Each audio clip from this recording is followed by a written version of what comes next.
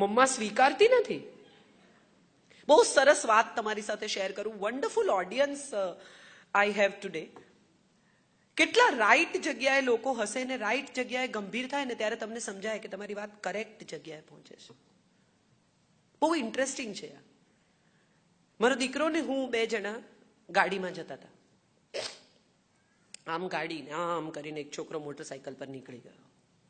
મારી માં સુરતી છે એટલે મારાથી ગાળ બોલાઈ ગઈ. લોહી ક્યાં જાય સાહેબ? એટલે મારા દીકરાએ 10 વર્ષના દીકરાએ આમ મારી સામે જોયું ને મને કહ્યું, માં તું ગાળ બોલી. હવે જો હું એમ કહું કે હું નથી બોલી તો મારાથી જુઠ્ઠું કોઈ નથી. હું જો એમ કહું કે સોરી બેટા તો હું એનાથી નાની થઈ ગઈ. I am admitting something which I shouldn't be admitting at this point of time. એટલે મેં મારા બધા રડાર ખોલ્યા અને મેં કહ્યું, તને કોણે કહ્યું કે આને ગાળ કહેવાય?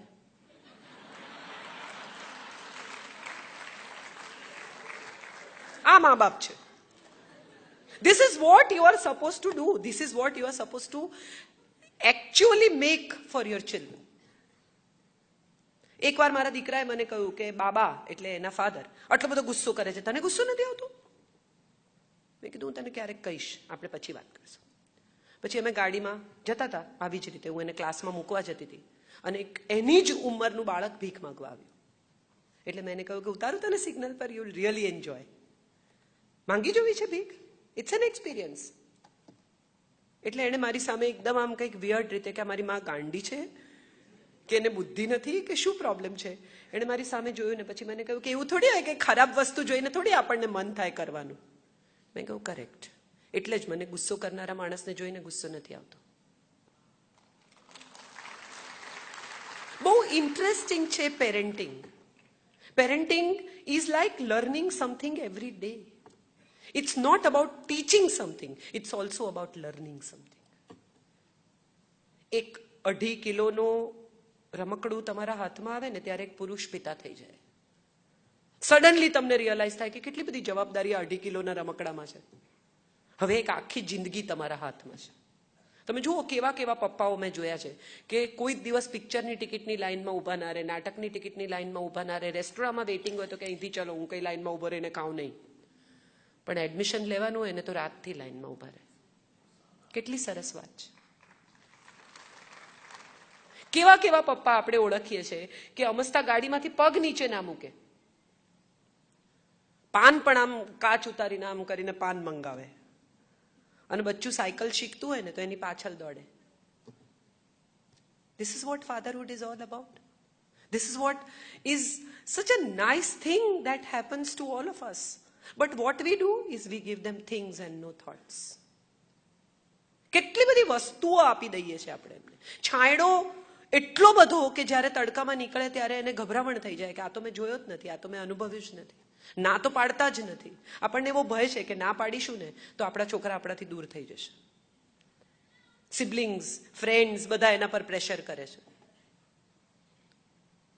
અમે તથાગત માટે, મારા દીકરા માટે દર વર્ષે એક બજેટ બનાવ્યું છે. બનાવતા હતા, હવે તો બહુ મોટો થઈ ગયો, કે આ તારું બજેટ આખા વર્ષનું. હવે એમાં તું રમકડા ખરીદ, ચોપડા ખરીદ, ઉડાડ, આઈસ્ક્રીમ ખા, કચરાના ડબ્બામાં નાખ, you decide. This is your budget and you have to tell me how much have you spent. ડાયરીમાં લખી લેવાનું. એટલે મને પૂછે હજી કેટલા બાકી છે. આ હજી કેટલા બાકી છે ને એ વાતે એને શીખવાડ્યું કે એક લિમિટેશન હોય છે, એક લાઈન હોય છે જેની બહાર જવાની તમને તક નથી હોતી. અને ત્યારે મને સમજાયું કે આ આપણે આપણા છોકરાઓને શીખવવાનું છે કે આટલું જ છે. એ એન્વાયરમેન્ટની બાબતમાં પણ છે. આટલું જ પાણી છે, આટલી જ પૃથ્વી છે, આટલી જ હવા છે, આટલું જ આકાશ છે. જેમ વધારે વાપરી નાખીશું, જેમ વધારે ખર્ચી નાખીશું, જેમ વધારે પૂરું કરી નાખીશું, આટલું જ પેટ્રોલ છે. જેટલું છે એ સમજાવો એને. ગાડી પર ડ્રાઈવ કરવા જવું એ હવે આપણને પોસાય એવી પ્રવૃત્તિ જ નથી રહી. We've forgotten that. ડ્રાઈવ પર જાય લોકો, જસ્ટ પેટ્રોલ વપરાઈ જશે તો શું કરીશું એવું વિચાર્યું, આ પોલ્યુશનમાં કેટલો ઉમેરો કરીએ છીએ એવું વિચાર્યું. આ બહુ ઇમ્પોર્ટન્ટ સવાલો છે જે આપણે આપણા બાળકોને શીખવવાના ભૂલી ગયા છે. અને સાહેબ, મજાની વાત જુઓ કે આપણા ઘરમાં કેરી આવે, આપણે કોઈ દિવસ આપણા બાળકને એમ કહ્યું છે કે બેટા એમાંથી 4 કેરી વોચમેનને આપ? આપણે કોઈ દિવસ એમ કહ્યું છે કે જે રમકડા તું ન રમતો હોય કે ન રમતી હોય બધા ભેગા કર, આપણે આપવા જઈશું? એના હાથે અપાવો, ધેટ્સ ગિવિંગ. આપણે શું કરીએ છીએ? બધું ભેગું કરીને ડબ્બામાં નાખી આવીએ છીએ. એને ખબર નથી કે એના કયા રમકડા ગયા. એને કહો કે તું શું નથી રમતો. બહુ સુંદર વાત જૈનત્વમાં શીખવે છે, મને બહુ ગમે છે આ વાત. અને હું માનું છું ગાંધીજીએ આ સિદ્ધાંત શ્રીમદ રાજચંદ્ર પાસેથી લીધો કે ટ્રસ્ટીશિપ બહુ ઇમ્પોર્ટન્ટ છે. બધું તમારું જ છે અને છતાં એનો સાચો ઉપયોગ, સદુપયોગ શું હોઈ શકે એ વિશે આપણે કદી નથી શીખવ્યું. મારી પાસે જે છે એ મારું જ છે અને છતાં એને ક્યાંક સારી રીતે વાપરી શકાય એ હું માનું છું શીખવાનો હવે સમય શરૂ થઈ ગયો છે. બહુ બહુ અગત્યનું છે કે આપણે જે દુનિયામાં જીવીએ છીએ ને એ દુનિયાને વધુ જીવવા લાયક બનાવીએ. આપણે બધા પૈસા ખર્ચીને આવા મોટિવેશનલ લેક્ચર સાંભળવા જઈએ છીએ, પણ તમે મને સાચે હૃદય પર હાથ મૂકીને કહો કે એવું મેં શું કહ્યું છે તમને ખબર નથી? બહુ ઓનેસ્ટલી આ સવાલ હું તમને પૂછું છું કે મેં તમને એવી કઈ વાત કહી કે જે વિશે તમે જાણતા નથી? આ બધું તમે જાણો છો. અગત્યનું એ છે કે આનું ઇમ્પ્લિમેન્ટેશન આપણે કરતા નથી. આપણને બહુ મજા આવે કાજલોઝા વૈદને સાંભળવાની, પણ બહાર નીકળીને હજી ગાડી પાર્કિંગમાંથી કાઢતા હોઈએ ને ત્યાં ઝઘડો થઈ જાય. શા માટે? સુખી થવું બહુ સહેલું છે, દુઃખી થવું અઘરું છે. Trust me. તમારી આસપાસ એક એવો શાંતિનો ઓરા ઊભો કરો કે લોકો તમારી નજીક આવે, લોકોને તમારી પાસે આવવું ગમે, તમારી સાથે વાત કરવી ગમે. અને આ શાંતિનો ઓરા એક જ રીતે ઊભો થઈ શકે એમ છે, તમે તમારી જાત સાથે પ્રેમ કરવા માંડો. આપણે આપણી જાતને પ્રેમ નથી કરતા, જગતની દરેક વસ્તુને પ્રેમ કરીએ છીએ. મને છોડી દેશે તો, પણ તને શું કામ છોડી દે બેન? કેટલા લગ્નો ઇન્સિક્યોરિટીને લીધે તૂટ્યા છે. આપણા સંબંધો ધારણા પર બંધાય, ધારણા પર તૂટી જાય. શરૂમાં મિત્રતા થાય ને ત્યારે એકદમ ઘરે જાય ને ખાવા બેસી જાય ને આ કરે ને વાડકી વ્યવહાર થઈ જાય ને ડબ્બા લઈ જાય ને મીટિંગો થવા માંડે ને પિક્ચર જોવા સાથે જાય ને પછી સડનલી સંબંધ તૂટી જાય ત્યારે કે અમે એમને આવા નહોતા ધાર્યા. પણ બંને તમારી અંદર જ છે. તમે ધાર્યું, તમે તોડ્યું, તમે બાંધ્યું.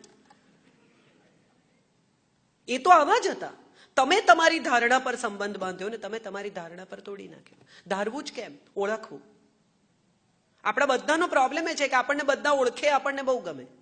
મને ઓબામા ઓળખે ને મને કાજલબેન ઓળખે ને મને ફલાણા ઓળખે ને મને શાહરૂખ ઓળખે ને મને અમિતાભ ઓળખે, પણ કોઈ ઓળખી જાય ને એ ના ગમે.